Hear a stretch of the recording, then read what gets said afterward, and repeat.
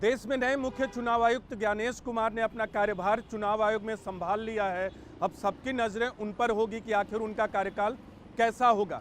आज उन्होंने अपना कार्यभार संभाला और उनके अलावा नवनियुक्त चुनाव आयुक्त विवेक जोशी ने भी अपना कार्यभार चुनाव आयोग में संभाल लिया। तो चुनाव आयोग में तीनों महत्वपूर्ण पदों पर 3 लोग आज की तारीख में आसीन हैं।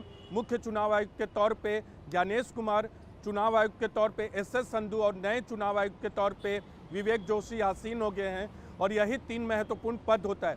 लेकिन सवाल उठता है कि आखिर ज्ञानेश कुमार के कार्यकाल में क्या कुछ होगा, चुनाव आयोग के अंदर कौन कौन से महत्वपूर्ण चुनाव होंगे। तो उस पर आपको बता दें कि सबसे महत्वपूर्ण चुनाव जो होगा ज्ञानेश कुमार के नेतृत्व में वो होगा 2027 का राष्ट्रपति और उपराष्ट्रपति का चुनाव। 2027 में राष्ट्रपति और उपराष्ट्रपति के चुनाव होने हैं और ये दोनों चुनाव आयोग में मुख्य चुनाव आयुक्त ज्ञानेश कुमार के नेतृत्व में ही होगा।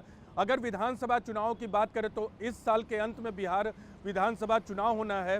तो पहला जो महत्वपूर्ण चुनाव ज्ञानेश कुमार के नेतृत्व में होगा वो बिहार विधानसभा का चुनाव होगा। और सबसे महत्वपूर्ण बात यह है कि बिहार विधानसभा का चुनाव किसी और दूसरे राज्य के साथ नहीं होना है, स्टैंड अलोन बिहार विधानसभा का चुनाव है और ये पहला महत्वपूर्ण चुनाव होगा ज्ञानेश कुमार के कार्यकाल का। अगले 4 साल 20 से अधिक राज्यों में चुनाव होने हैं और ये सभी चुनाव ज्ञानेश कुमार के नेतृत्व में होंगे। हालांकि चुनाव आयोग में मुख्य चुनाव आयुक्त और चुनाव आयुक्त की शक्तियां जो हैं वो समान होती हैं, फैसले लेने में तीनों की शक्तियां समान होती हैं। लेकिन बहुत सारे ऐसे मसले होते हैं जहां मुख्य चुनाव आयुक्त ही तय करते हैं कि कैसे आगे कदम बढ़ाना है। लेकिन अगर फैसले की बात करें तो तीनों चुनाव आयुक्तों की शक्तियां बराबर होती है। तो बिहार विधानसभा चुनाव इसी साल के अंत में होना है और ये पहला चुनाव होगा ज्ञानेश कुमार के नेतृत्व के में। इसके बाद 2026 की शुरुआत में कई अहम राज्यों के विधानसभा चुनाव होने हैं। उनमें सबसे महत्वपूर्ण होगा पश्चिम बंगाल, असम, तमिलनाडु, केरल और पुदुचेरी।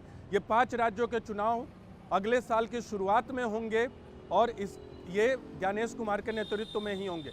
इसके बाद अगर 2026 के अंत में जाए, इस बीच कोई बड़ा चुनाव नहीं है, लेकिन 2027 में भी 5 अहम राज्यों के चुनाव होने हैं, जिसमें शुरुआत में ही चुनाव होगा उत्तर प्रदेश का चुनाव, पंजाब का चुनाव, गोवा का चुनाव, उत्तराखंड का चुनाव, मणिपुर का चुनाव। तो बिहार के बाद 5 राज्यों के चुनाव होंगे 2 अलग अलग वक्त में और 10 राज्यों के चुनाव होंगे 2026 की शुरुआत से लेकर 2027 की शुरुआत तक। इसके बाद राष्ट्रपति और उपराष्ट्रपति का चुनाव होगा। चुनाव आयोग की उसमें भी महत्वपूर्ण भूमिका होती है, तो राष्ट्रपति और उपराष्ट्रपति के चुनाव के नोटिफिकेशन जारी करने से लेकर। हालांकि राष्ट्रपति और उपराष्ट्रपति का चुनाव डायरेक्ट नहीं होता क्योंकि इसमें जनता सीधे वोट नहीं करती, जनता के चुने हुए प्रतिनिधि इसमें वोट करते हैं। तो अप्रत्यक्ष तौर पे राष्ट्रपति और उपराष्ट्रपति के पद पर निर्वाचन होता है, तो जनता की सीधी भूमिका नहीं होती। अप्रत्यक्ष तौर पे वो अपने राष्ट्रपति और उपराष्ट्रपति को चुनते हैं। लेकिन 2027 में ये चुनाव भी अहम होंगे। राष्ट्रपति और उपराष्ट्रपति के चुनाव के बाद 2 अहम राज्यों के चुनाव होने हैं, गुजरात और हिमाचल प्रदेश का विधानसभा चुनाव होना है 2027 में, ये भी अहम चुनाव होंगे। इसके अलावा बता दें कि कुछ और अलग अलग राज्यों के चुनाव हैं। अगर 2028 में जाए तो 2028 में कर्नाटक का चुनाव अहम है। 2028 के अंत में मध्य प्रदेश, छत्तीसगढ़, राजस्थान और तेलंगाना के विधानसभा चुनाव होने हैं। इसके अलावा पूर्वी राज्यों में कई चुनाव होने हैं, चाहे त्रिपुरा की बात करें, इसके अलावा मेघालय, मिजोरम की बात करें। ये सब चुनाव जो हैं जो इनके कार्यकाल के अहम चुनाव हैं, मेघालय, नागालैंड, मिजोरम, त्रिपुरा, ये इनके विधानसभा चुनाव भी मुख्य चुनाव आयुक्त ज्ञानेश कुमार के कार्यकाल में होंगे।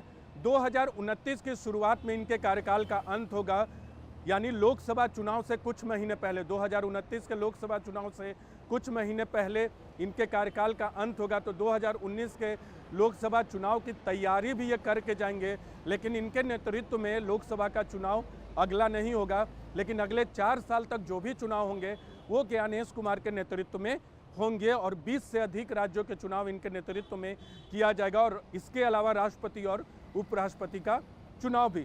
लेकिन सवाल उठता है कि आखिर ज्ञानेश कुमार की चुनौतियां क्या होंगी।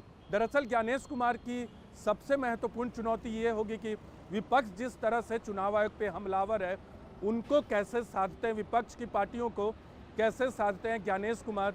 ईवीएम से लेकर तमाम चुनाव प्रक्रिया से जुड़ी सवाल और शिकायतें विपक्ष की पार्टियों की तरफ से किए जाते हैं। इसके अलावा मतदाता सूची में गड़बड़ियों की शिकायत की जाती है। तो इन तमाम सवालों का जवाब विपक्ष को कैसे देते हैं, विपक्ष से कैसे कोलैबोरेट करते हैं मुख्य चुनाव आयुक्त ज्ञानेश कुमार या पूरा चुनाव आयोग उनके नेतृत्व में, क्योंकि विपक्ष लगातार चुनाव आयोग पे हमलावर है। इसके अलावा एक और महत्वपूर्ण चुनौती होगी ज्ञानेश कुमार की, एक देश एक चुनाव। एक देश एक चुनाव का बिल जो है वह अभी ज्वाइंट पार्लियामेंट्री पार्टी के पास है, वो उस पर चर्चा कर रहा है। लेकिन अगर ये बिल पारित होता है, कानून में तब्दील होता है, तो एक देश एक चुनाव कराने की तैयारी बड़ी होगी।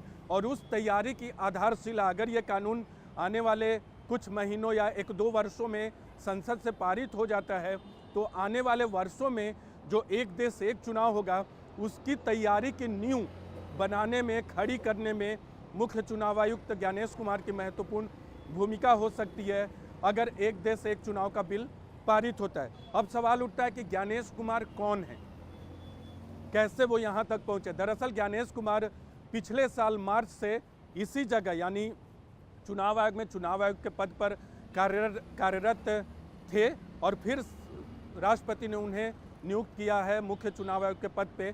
प्रधानमंत्री की अध्यक्षता वाली कमेटी ने उनके नाम की अनुशंसा की, जिसके बाद राष्ट्रपति ने उन्हें मुख्य चुनाव आयुक्त के पद पर नियुक्त किया और फिर उन्होंने कार्यभार संभाला है। केरल कैडर के IAS अधिकारी रह चुके हैं ज्ञानेश कुमार, और केरल कैडर में असिस्टेंट कलेक्टर से लेके केरल राज्य के अलग अलग विभागों में सचिव के पद पर कार्यरत रह चुके हैं। केंद्र की अगर बात करें तो केंद्र में गृह मंत्रालय, रक्षा मंत्रालय, संसदीय कार्य मंत्रालय, इसके अलावा कोऑपरेशन मंत्रालय में ज्वाइंट सेक्रेटरी से लेकर सचिव के पद तक रह चुके हैं। और उसके बाद उनका चयन यानी उनकी नियुक्ति चुनाव आयुक्त के पद के लिए हुई थी पिछले साल, और अब वो देश के मुख्य चुनाव आयुक्त हैं। तो उनकी चुनौतियां भी कई हैं और कई अहम चुनाव उनके नेतृत्व में कराए जाएंगे।